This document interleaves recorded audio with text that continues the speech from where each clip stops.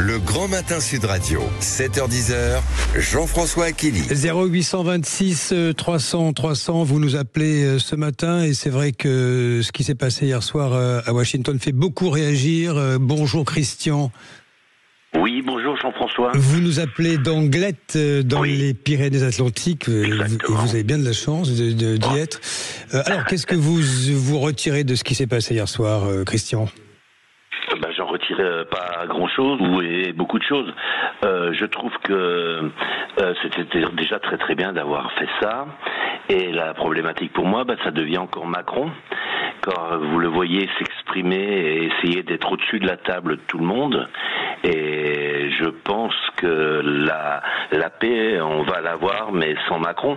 Parce que lui, il a aucun intérêt, et d'ailleurs il le dit après la réunion, et il faut se méfier de Poutine, il faut ceci, il faut cela. Lui, il a un intérêt avec Zelensky, avec Volodymyr Zelensky, et que je trouve qu'il n'est pas pour la paix. Il essaye de garder la tête haute. On dirait que qu'en fait c'est lui le président de l'Ukraine, en fait, voyez-vous. Oui. Il était même au-dessus de ça, et on sait pourquoi, car aujourd'hui il a encore ça pour pouvoir se faire mousser. Derrière ça, il va falloir qu'il s'occupe aussi un petit peu de la France, voyez-vous ce que je veux dire.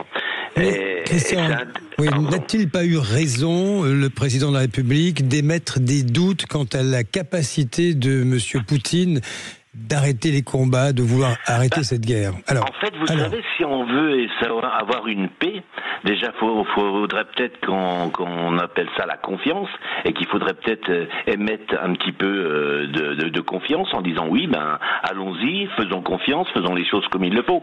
Pas continuer à... Lui, ce qui l'intéresse, on dirait, c'est vendre ses armes, on dirait ça. En fait, c'est ce que j'en ressors, moi, je trouve, sa discussion à lui. Moi, je pense qu'il a une France aujourd'hui à présider, dont il a laissé totalement tomber, et on voit dans quelle, excusez-moi, mouise nous sommes.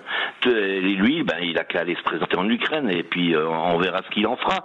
Il faut faire confiance. S'il y a une table qui se met en place, on joue la vie des gens, mine de rien. Il faut quand même rester sur ce que veut dire le mot guerre. Donc le méchant Poutine, très très bien. En attendant, il faut une table.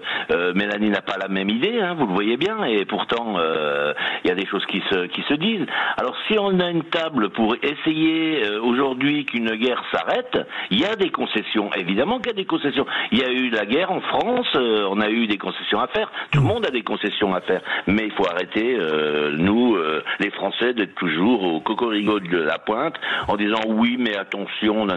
Le gars, il fait comme tout le monde, il se range dans les mêmes rangs, ils se tiennent par la main et ils chantent. Je veux dire, stop.